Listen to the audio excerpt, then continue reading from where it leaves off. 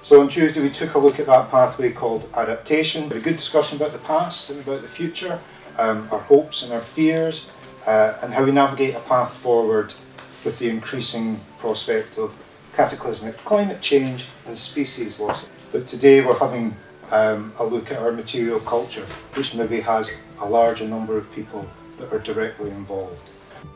This shows the UK's cumulative carbon emissions from 1750 to today, and we're kind of conditioned to think that where we are is normal, and it's easy to forget how unusual our country is. Scotland gave the world the Enlightenment, which told us nature's a machine for us to harness. That made our country rich, but the wealth wasn't simply a product of exploiting our own labour and natural resources. We were a militarised society that exploited the labour and resources of a third of the world. Those Georgian town houses were furnished with tropical hardwoods that was paid for in guineas, and they were called guineas because the gold came from West Africa.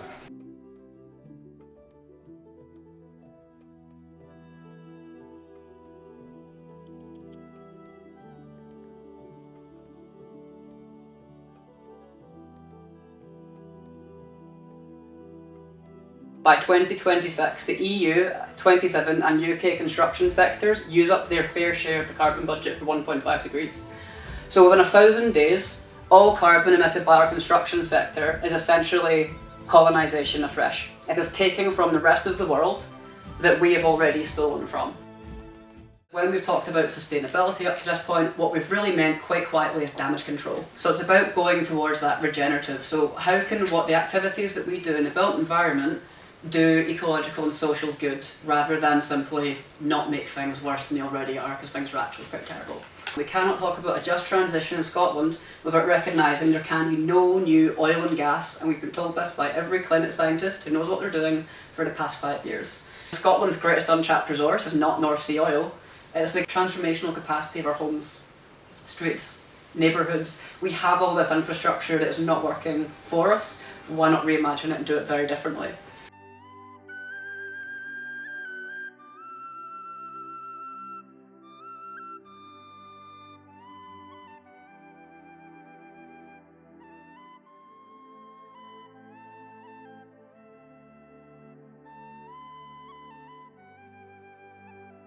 The biggest substance that we use as a species after water, concrete, and even if there's some magical science that means we can have zero carbon cement, the world has a global sand crisis. The UN has declared sand an endangered natural resource, and it just doesn't make sense in a circular economy to cover sand with cement. So we just need transformative change. Charting the decline of the use of cement and investing that money in new biomaterials. Do we need to have a VAT on just virgin new materials coming into the system, but then once they're in the system, they're already there? Well, it's embodied carbon tax you need you there, but which is talked about a lot, but I don't know, I mean, the people around the table probably know more than me about that. Could we introduce an embodied carbon tax? We can, yes. Right, fine. Yes, we can, definitely.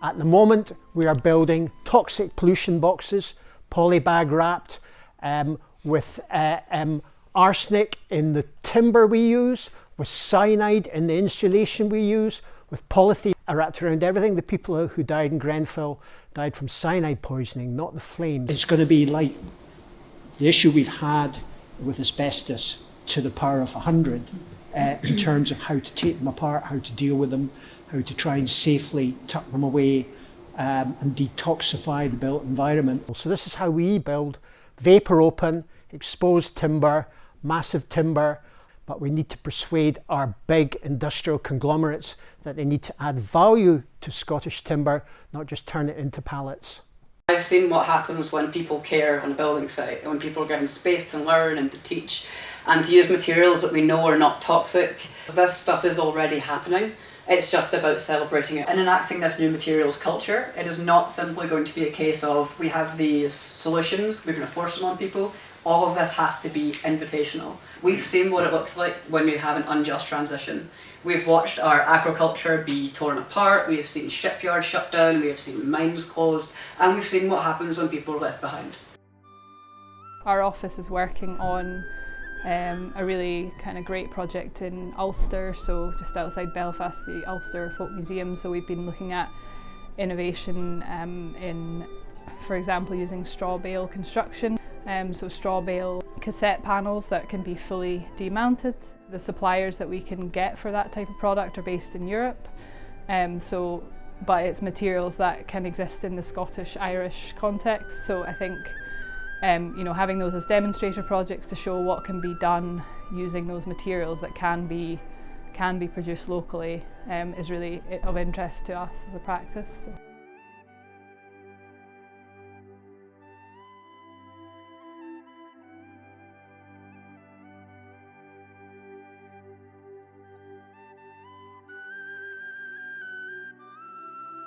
If architects are specifying materials, then that's what it will be built by, right? They would love to specify these materials, but often it's very cost driven by the clients. It's the clients that need to be educated, and yes, the architects need to educate the clients, but it's so cost driven, and there's also a focus on using very large manufacturers who are measurable, risk free. So using small local companies, which we should be doing, it becomes difficult. I've got a conversation this afternoon with the landscape architects about how do we build this ramp without using concrete, and they're like so oppositional to it. Taking the circular economy, trying to get products in a consistent and volumetric manner needs a bit more flexibility in the system to allow something to still be taken as consistent. Rip up the BBA process, that's just way too expensive. Not for the sake of, I don't want to make more risk of not having tested materials, but the process you have to go to get new things to market so that architects, clients, project providers, structural engineers will accept things that aren't concrete for ramps needs to be completely rethought.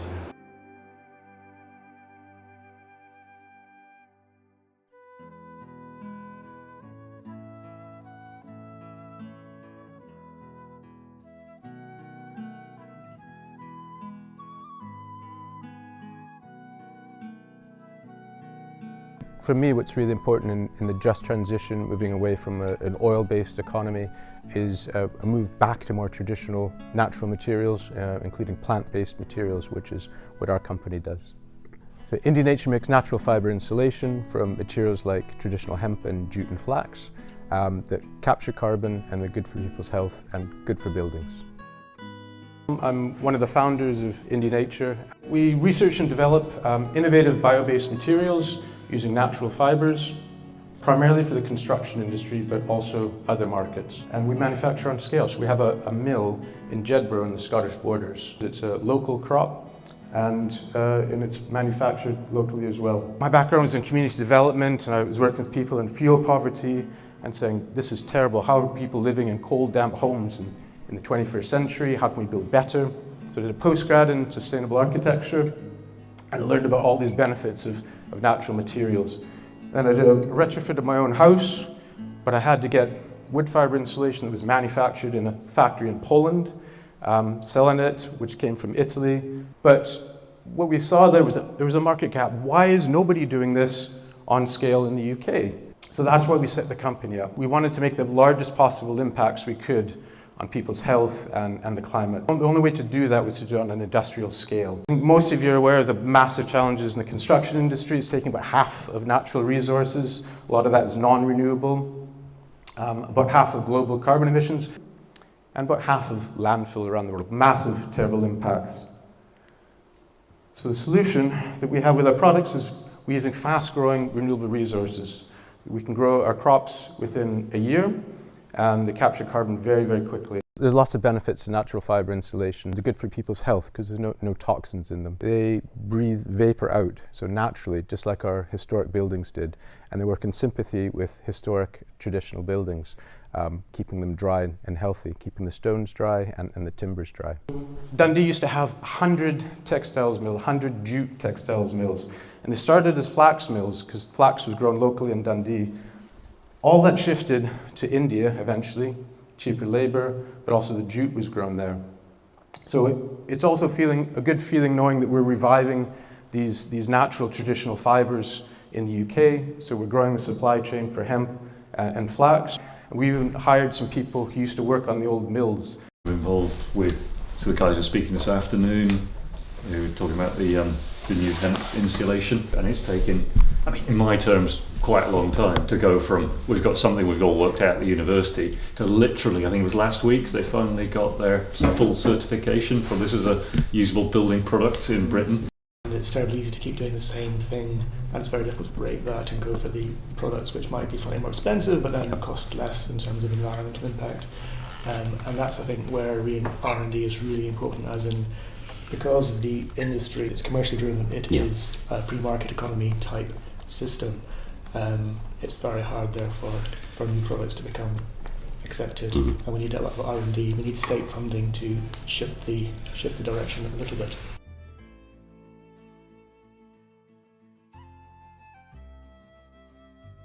Find out who is required to speed that up, and then what is that conversation looking like, and ramping up the body of voices that are saying this is too slow. That's how we would respond to that. We need to try to find a way of stimulating relevant research and development.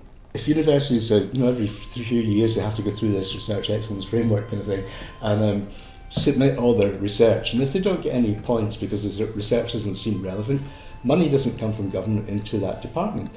And we end up with a situation where departments say, oh, well, we're not going to do any research, we'll just take on more students for more fees. Early stage design, we quite often come up against early stage costs being the point at which innovation or natural materials or things like that are kind of cut out of the project on a basis of them being worried about giving advice to a client that they then are on the chopping block for sort of later in the process. Do we need another full demonstrator like the Glasgow House that Glasgow School of Art did in Glasgow, to allow people to experience different forms, different ways of building, and have an open air museum of different build systems? Like, artificial intelligence is going to help us make better decisions, and things like you're talking about at that very early stage. If I want to do X, Y, and Z, what's it going to be to the energy demand of the building? What's it going to be to the embodied carbon of those materials? And trying to kind of push that side of it forward. I think there's a real need for some sort of tool that will help you with that decision making, to say, well, if I change to Indie Nature's hemp, what's that going to do to budget, embodied carbon, whole life carbon? The projections internationally is for a massive market growth in mass timber usage. With solid timber or engineered timber like this, we're locking up lots of carbon for the life of a building and beyond if we reuse the materials. We're seeing it all around the world. We're seeing it in Australia, United States, Canada, France, Netherlands, all sorts of places, except here. And everywhere is opening factories at a rate of knots to manufacture from the local resources, except here. And all over the States, they're changing regulations state by state to encourage greater use of timber. They've had a Mass Timber Act to encourage more use of timber in tall buildings. They have universities changing their curricula. It's happening really at speed, and that's my point. We're talking about what we need to do at speed. Everybody else is doing it at speed. We need to look around and say, what's best practice in other places? How are they doing it? And what are the methods? Because obviously other governments and different things have looked at all of this. Industry drives it in terms of what are the things we need. Now, we've got big sawmilling groups in Scotland. I mean, we have a big industry, but they produce pallets and potato boxes and fence posts. You know, getting them to do something that requires longer term investment, that requires a different kind of attitude to manufacturing, they're not really interested. And that's been the experience for a long time. We're falling behind the rest of the world in many respects.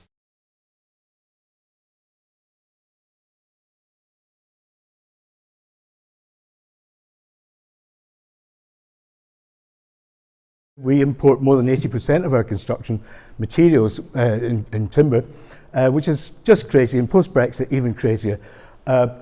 We need regulations. Regulatory change is the one thing that the industry responds to, construction industry responds to, and it does take often regulations to force change to happen. The construction sector probably will continue doing what it's doing until a product or products come along which are cheaper. So I think you need the regulation and the incentives to sort of artificially shift that in the early stages in that first sort of 5 to 10 years, and then probably the sector's moved, the products are using a different, the education system's caught up and sort of is educating people in that way as well. In Germany and France and so on, you get paid euros per kilogram of bio-based materials that you're using. Hardwood LVL, laminated veneer lumber, it's 3mm strips of wood. All the grain of the wood goes in the same direction, but when it's put together, it's a different kind of construction process, because you don't take a log and cut boards out of it. You unroll a log and peel it, and when you peel it, instead of the 65% yield you get from a log for normal building work, you get about 95%, so you're left with something like a broomstick at the end of the peeling process, and you get this continuous sheet. You can either cut into sections, or you can make very long panels of wood which can twist, turn, bend, go in all directions. In Scotland, we've got the biggest glue lamin LVL building in Britain, and if you haven't been up to Craigellachie to see the Macallan distillery, you really should, because it's in many ways, the most advanced building technologically in this country. In every piece of wood, every element of this had a barcode, came to site, incredibly well, probably the best managed building set I've ever seen in this country in terms of really control of any minimal waste there was. The way in which the whole thing was constructed is an object lesson, it's a case study really in terms of how we could do things well.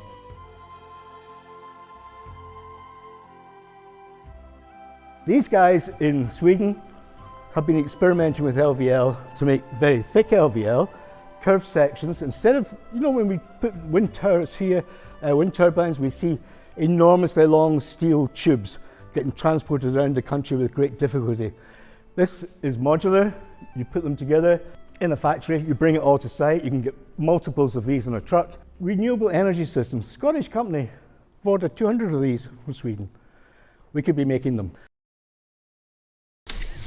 How much of the barriers in the UK do you think are down to the Grenfell tragedy and the repercussions of the regulations coming from that? Is that what's stagnating these materials? They were stagnating before Grenfell, but I think Grenfell introduced regressive legislation afterwards, and that more than any other industry affected the timber sector, because there was a lot of buildings going up in London that were mass timber up to 10 stories. We were leading the world in that side of things for residential structures. So legislation came in for England and Wales that said above 18 metres, the whole wall build-up had to be non-combustible. To show the paradox of regressive legislation, you can still build a 20-storey mass timber building in London if it's commercial. The rules only apply to residential structures. I believe what we need is a Timber Innovation Act in Scotland that subsidises or incentivises education, research, particular building types, and so on, to change the culture of construction. I think there's probably a need for a materials policy in general. It's, we import so much of what we use, and basically there's more that we could be looking at how what we can build and make from what we've got in Scotland. In the kind of cascading approach, do we continue to create cross-laminated timber, which is solid panels? Do we prioritise glue lam frames with hemp create infill? How do we cascade the materials in a way that they are most effectively being used for the performances they have? Because we can get a lot of crops of hemp and other materials out of the fields in the next 20 years where you've only got really one tree cycle. So everybody likes to talk about planting trees, but I'd much rather see that mix, see that crop, see the benefits that come from rural just transition, supporting farming communities and fishing communities rather than just the mass landowners who have a large forest. I think for me that's it. Without having a unified view of the natural industries, so fish, farm and forest, we kind of miss a trick. And I would argue you've got fish, farm and forest and you need to bring in industrial biotechnology almost as a fourth pillar. So farm and forest are not directly competing, but there's only so much land to go around that's suitable for these different purposes. We are now trying to compare these things and say, well, okay, yes, trees are good, hemp's good, but where? How much? And that exercise hasn't been done, and actually it's just starting to be, as far as I'm aware, Oxford University with some other universities are just starting to do the first matrix where you actually do start working out how much you need to be sustainable in food, to be sustainable in timber, and what should go where.